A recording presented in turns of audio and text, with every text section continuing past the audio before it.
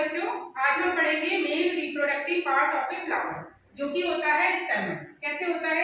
ये होता है एंथर और ये होता है फिलामेंट। हमने लास्ट क्लास में पढ़ा था, इसे बोलते हैं एंथर और ये जो ट्यूब्स होती है इसे बोलते हैं फिलामेंट। ठीक है, इसका नाम क्या होता है बेटा? एंड्रोसियम। एंड्रोसियम बोलते हैं हम। Male reproductive part of a flower भी बोलते हैं, मेल रिप्रोडक्टिव पार्ट और साथ के साथ स्टेम, ये तीनों नाम ही इसके हैं। ठीक है, अब हमें देखना है एंथर। एंथर में से पोलन ग्रेन निकलते हैं, ये हमें पता है, लेकिन किस तरीके से निकलते हैं? तो इस एंथर्स को ध्यान से देखो बेटा, इसमें लोब है तो इसका नाम हो जाता है बाई लोब। दो लोब है ना, तो इसको ये बाई लोब हो गए। अब ये ऐसे होता है, आप समझ लीजिए, इसे मैं इस तरीके से काट रही हूँ। जब मैंने ऐसे काट दिया तो ये इस तरीके से दिखेगा। ठीक है, और क्या होता है, एक लोब में ना दो थीका होते हैं। क्या होते हैं? दो थीका, तो इसे बोलते हैं डाईथीकस। ठीक है, इस तरीके से बोलते हैं।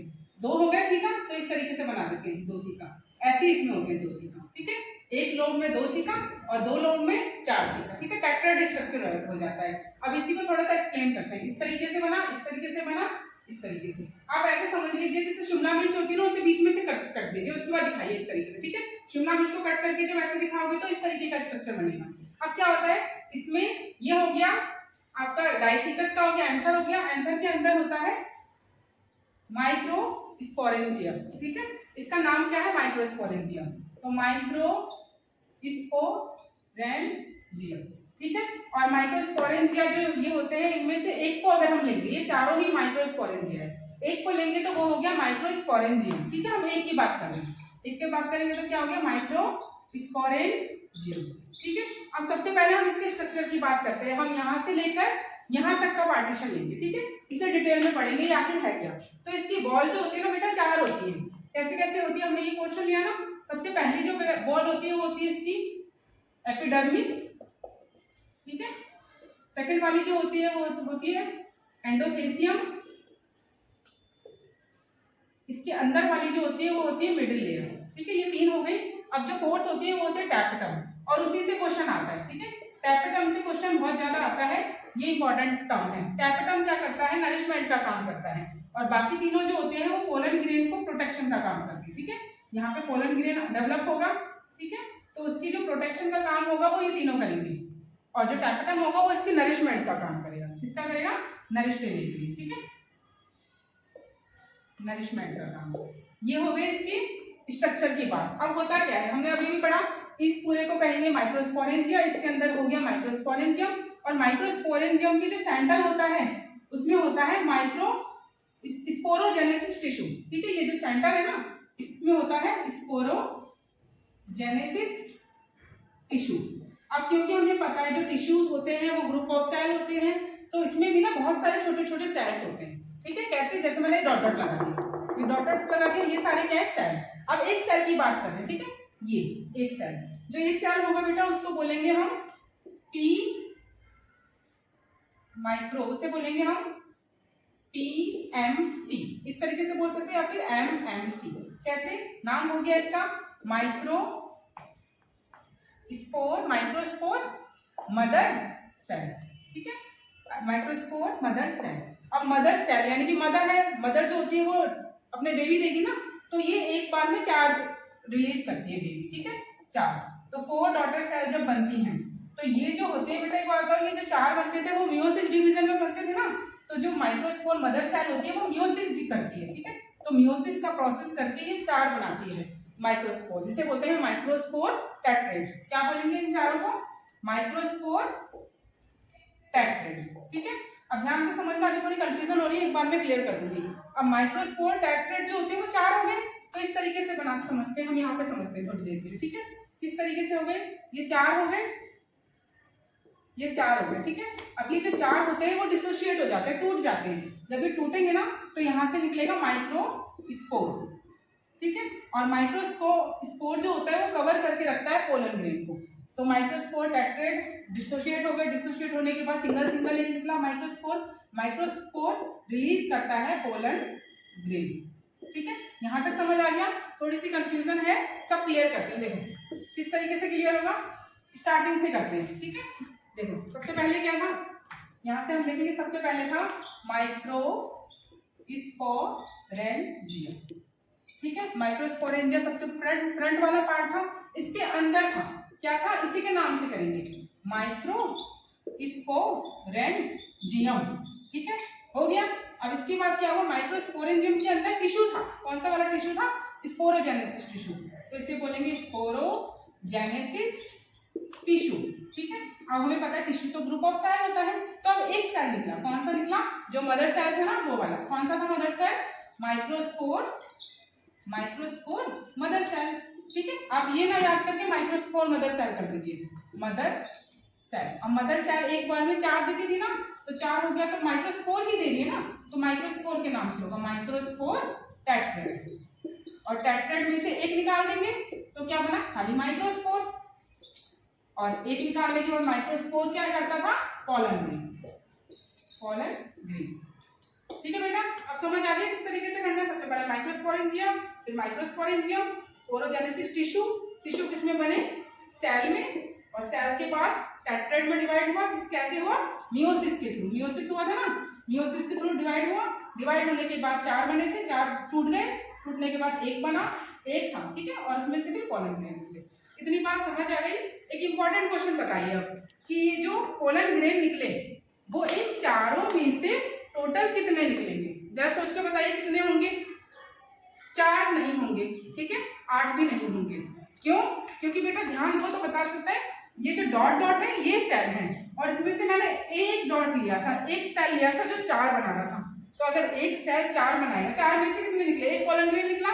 देखो ये माइक्रोस्पोर कितने थे, टेट्राड है ना, यानी कि 4 थे, 4 में से निकला, 4 में से एक लिया था तो एक पोलन ग्रेन निकला, 4 में से निकले तो 4 पोलन ग्रेन हो गए। ठीक है, ये 4 तो हो गए, लेकिन सेल तो देखो कितने सारे हैं, तो एक सेल में से 4, इस वाले सेल में से भी 4, इस वाले सेल में से भी 4, इस वाले में से, इस वाले में से भी, ऐसे कई सारे है ना, क्योंकि टिश्यू है, ये जो था वो टिश्यू था, तो टिश्यू तो ग्रुप ऑफ सेल होते हैं, तो ये एक डॉट में से 4 सेल बने, दूसरे में से बने पोलन ग्रेन, सॉरी ये सारे हो गए।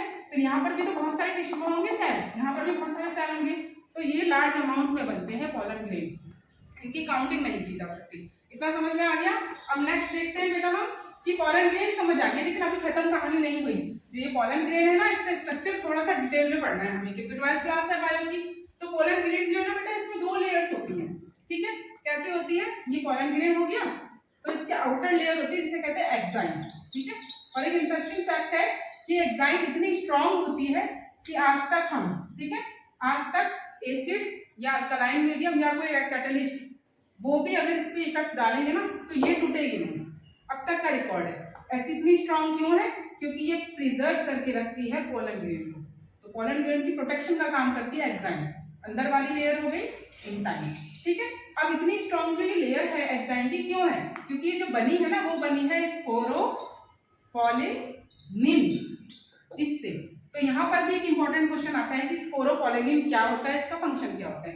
क्या होता है, ये प्रोटेक्शन का काम करती है पोलन ग्रेन की, और साथ के साथ एक्साइन में प्रेजेंट होती है। ठीक है, एक और क्वेश्चन यहाँ पे अराइज होता है कि अगर सच में ये इतनी स्ट्रांग है कि इसमें एसिड का बेस नहीं होता, अल्कलाइन का नहीं होता, कोई कैटलिस्ट का नहीं होता, इनफैक्ट किसी इंसेक्ट का भी नहीं होता, तो फिर यहाँ से पोलन ग्रेन निकलते कैसे आता है ना, जब बाहर से रास्ता नहीं है तो अंदर से रास्ता कैसे आता है, तो उसके लिए यहाँ पे प्रेजेंट होता है जर्म पोर।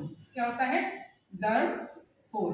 अभी जर्म पोर क्या करता है, जिस टाइम पे फर्टिलाइजेशन हो रहा होता है, ठीक है, फर्टिलाइजेशन कहाँ होता है, जो स्टिग्मा होता है ना, ऐसे ओवरी होती है उसकी स्टिग्मा, यहाँ पे पोलन ग्रेन आता है, ये वाला पूरा पोर्शन उठकर आता है। तो जब ये आता है ना, तो ये जो अंदर पोलन ग्रेन होता है वो क्या करता है, यहाँ पर ना अपने आप ही इसके पास शिफ्ट हो जाता है। शिफ्ट होने के बाद पोलन ट्यूब डेवलप करता है। ये जो जर्म पोर होता है ये क्या डेवलप करता है, डेवलप्ड पोलन ट्यूब। अब जैसे इसने पोलन ट्यूब डेवलप करी तो धीरे धीरे पोलन ट्यूब के रास्ते से पोलन ग्रेन भी निकलना शुरू होता है। यहाँ पे पोलन ट्यूब डेवलप हो गई है, और इस पोलन ट्यूब के डेवलप होने से धीरे धीरे पोलन ग्रेन निकलना शुरू होता है, नीचे नीचे आने लगा, और सीधे जाके क्या होता है, ऑब्यूल से मिक्सअप हो जाता है। ठीक है, समझ आ गया दोनों ये पूरा स्ट्रक्चर। अब नेक्स्ट आता है, अभी तो ये क्वेश्चन हुआ है, एक्साइन हो गई आउटर लेयर, इंटाइन हो गई इनर लेयर। अब होता है कि इसी में हम कंटिन्यू करते हैं। ये जो होता है ना पोलन ग्रेन, ये अपने आप ना 2 में डिवाइड हो जाता है इस तरीके से। ठीक है, इस तरीके से एक सेल बनता है, थोड़ा सर्कल में हो जाता है, एक सेल बड़ा होता है एक छोटा होता है। जो बड़ा वाला सेल होता है ना उसे कहते हैं जनरेटिव सेल। कौन सा, जनरेटिव सेल। और जो छोटा वाला होता है ना उसे कहते हैं, सॉरी बेटा, वेजिटेटिव सेल कहते हैं। जो बड़ा वाला होता है उसे कहते हैं वेजिटेटिव सेल, और जो छोटा वाला होता है इसे कहते हैं जनरेटिव सेल। ठीक है, क्या क्यों होता है ऐसा? तो देखो जनरेशन मतलब जनरेटिव मतलब जनरेशन मतलब जो मेल होते हैं ना, मेल गैमेट, वो यहाँ पे प्रेजेंट होते हैं। ठीक है, एक सेल यहाँ पर हो गया, ये न्यूक्लियस हो गया इसका। ठीक है, इस तरीके से, और एक यहाँ पे न्यूक्लियस हो गया। वेजिटेटिव सेल हो गया तो न्यूक्लियस भी होगा, ऐसे जनरेटिव सेल हो गया तो न्यूक्लियस भी होगा। अब देखो इसमें इंपॉर्टेंट क्या होता है, वेजिटेटिव सेल थोड़ा बड़ा होता है साइज में। बड़ा क्यों होता है? क्योंकि जितने भी प्रोटीन्स वगैरह होते हैं, सेल्यूलोज होते हैं, वो इसमें होता है। ठीक है, नरिशमेंट का काम, जो भी खाने वाली सारी चीजें होती है वो वेजिटेटिव में होती है। और जनरेटिव सेल में सिर्फ 2 मेल गैमेट होते हैं। क्या होते हैं इसके अंदर? 2 मेल गैमेट। और ये भी ऐसे नहीं बनते हैं मिश्रण बेटा। कैसे होता है ये? सबसे पहले तो देखो, ध्यान से देखो, इस पूरे पोलन ग्रेन में 2 ही सेल है ना, एक ये वाला और एक ये वाला, तो 2 सेल शेप। ठीक है, यहाँ पे क्वेश्चन आता है 2 सेल शेप क्या होता है? 2 सेल शेप। ठीक है, एक बार कंफर्म करेंगे शेप आता है या स्ट्रक्चर आता है। ठीक है, 2 सेल स्टेज। ठीक है, इसे बोलते हैं 2 सेल स्टेज। ये तो तब की बात है जब जनरेटिव सेल में ना एक मेल गैमेट, लेकिन क्या होता है ये ना कई बार 2 में डिवाइड हो जाता है, तो बेसिकली 2 मेल गैमेट आ जाते हैं। ठीक है, ये हो गए 2, टोटल 1 2 3 हो गए, तो 3 के लिए बोलते हैं 3 सेल स्टेज। समझ आई बात? अभी होता क्या है, 2 चीजें हमने पढ़ी थी पहले कि जो हमारे क्लास में उसमें हमने पढ़ी थी ये जिम्नोस्पर्म और एंजियोस्पर्म। तो एंजियोस्पर्म में ना समझ लो, एंजियोस्पर्म जो है वो 60% एंजियोस्पर्म में जो होते हैं ना वो 2 सेल स्टेज होते हैं। एंजियोस्पर्म क्या होते हैं? जो फ्लावरिंग वाले प्लांट्स होते हैं ना वो होते हैं। जितने भी प्लांट स्टेज में जो फ्लावर वाले होते हैं वो सारे एंजियोस्पर्म होते हैं, और जितने भी पहाड़ों में जो होते हैं सदाबहार वन, पहाड़ों में जिस तरीके के होते हैं ना प्लांट्स, वो होते हैं जिम्नोस्पर्म। ठीक है, एंजियोस्पर्म 60% जो होते हैं 2 सेल स्टेज होती है, बाकी 40% कैसी स्टेज होती है? 3 सेल स्टेज होती है। ठीक है बेटा, अब एक इंपॉर्टेंट क्वेश्चन आता है यहाँ पे कि पोलन ग्रेन का आगे क्या काम होता है, फंक्शन। तो पोलन ग्रेन बेटा लास्ट में से 2 टर्म्स बचे हुए हैं इस टॉपिक में। सबसे पहला टर्म जो है वो है पोलन एलर्जी। ठीक है, पोलन एलर्जी क्या होता है? जो लोग फार्म में काम करते हैं ना, तो काम करने के दौरान पोलन ग्रेन उनके रेस्पिरेटरी सिस्टम में चले जाते हैं, जिसके कारण उनके सिस्टम में सूजन हो जाती है, अस्थमा हो जाते हैं। ठीक है, तो ये दोनों कंडीशन होती है जो पोलन एलर्जी होती है। ठीक है, एक तो हो गया अस्थमा, सेकंड हो गया ब्रोंकाइटिस। ठीक है, ये दोनों चीजें हो जाती हैं। नेक्स्ट टॉपिक है, अब बेटा नेक्स्ट है प्रिजर्वेशन ऑफ पोलन ग्रेन। तो पोलन ग्रेन की प्रिजर्वेशन की क्यों जरूरत पड़ती है? क्योंकि ये जो होता है एक अच्छा सोर्स होता है एथलेटिक्स के लिए। एथलीट जो होते हैं जब पोलन ग्रेन को यूज करते हैं एज ए मेडिसिन के तौर पर या फिर सिरप के तौर पर, टैबलेट के तौर पर मार्केट में अवेलेबल है, तो उनकी एथलेटिक्स वालों की परफॉर्मेंस बेटर होती है। इसके अलावा जो हॉर्स रन करते हैं ना, तो उनकी रनिंग में भी अच्छा परफॉर्मेंस होता है जब पोलन ग्रेन की वो लोग इनटेक करते हैं एज ए फूड सप्लीमेंट। ठीक है, तो मेन है प्रिजर्व कैसे होते हैं। तो फर्स्ट प्रिजर्व ये तो 30 मिनट्स तक हो जाएंगे अगर हमने कोई भी इसमें मेडिसिन वगैरह अप्लाई नहीं करी, हमने कंडीशन ऐसी नहीं दी लैब वगैरह की। सेकंड होता है कि ये 6 मंथ्स तक भी हो रह जाते हैं। ठीक है, लास्ट जो होता है वो है जब अमोनिया जो लिक्विड नाइट्रोजन है, ठीक है, नाइट्रोजन को अगर हम लिक्विड लेंगे कितने टेम्परेचर पे? -196 डिग्री सेल्सियस टेम्परेचर पर अगर स्टोर करके रखेंगे तो काफी ईयर्स के लिए ये स्टोर हो जाता है। और इन सब की जरूरत इसलिए भी पड़ती है क्योंकि आर्टिफिशियल फर्टिलाइजेशन में भी पोलन ग्रेन की जरूरत पड़ती है। जिस तरीके से एनिमल्स के सीरम को प्रिजर्व करके रखा जाता है, ह्यूमंस के सीरम को प्रिजर्व करके रखा जाता है, उसी तरीके से पोलन ग्रेन को भी प्रिजर्व करके रखा जा सकता है। कहाँ पे रखा जाता है? बैंक होते हैं पोलन बैंक या फिर सीड बैंक, उनमें प्रिजर्व करके रखा जाता है। ये हो गया बेटा आपका फर्टिलाइजेशन, ये रिप्रोडक्शन इन फ्लावरिंग प्लांट का मेल पार्ट का। नेक्स्ट क्लास में हम फीमेल पार्ट का डिस्कस करेंगे। थैंक यू बेटा।